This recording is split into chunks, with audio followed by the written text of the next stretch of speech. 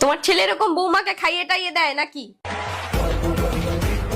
আমাদের সময় না বৌদি লাজ লজ্জা ছিল, শ্বশুর শাশুড়ি মানতাম আমরা। এখনকার আমরা বিয়ে করেছি দিদি, কেউ একবার বলতে পারবে যে আমি পল্টুর বাবার হাত ধরেছি একটা এরকম আঙ্গুল দিয়েছি? কেউ বলতে পারবে? কোনোদিন বলতে পারবে না। ওর ফলা নিয়ে আমরা করি না, আমরা সব শিখিনি। আমাদের সময় এইরকম বৌদি একটা ঘোমটা দেওয়ার জন্য আলাদা শাড়ি নিতাম, পরতাম একটা আলাদা শাড়ি, একটা ঘোমটা দেওয়ার জন্য নিতাম। আর এখনকার সালোয়ার, নতুন ফ্যাশন সালোয়ার, বাপ রে বাপ। আবার দেখি কেউ টপ জিন্স পরে বেরিয়ে যাচ্ছে, এই শিক্ষা। তোমার ছেলে বৌমাকে দেখলাম দার্জিলিং গিয়ে ঢলাঢলি করে ছবি তুলছে। আমাদেরও বিয়ে হয়েছে গো, আমরা ওই হনিমুন গেছি, তাই বলে ঢলাঢলি করি না গো।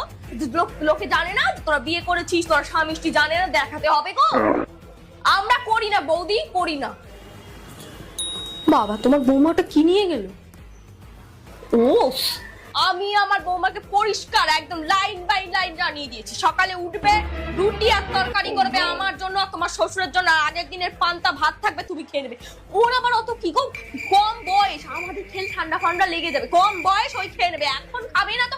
আমরা কম খেয়েছি বলো বৌদি, আমরা কম খেয়েছি? বাজে জিনিস। বাজে কি? আগের দিনের ভাত তো বাজে কি? বৌমা ছেলে ঘরে তোমার একটা ছবি নেই?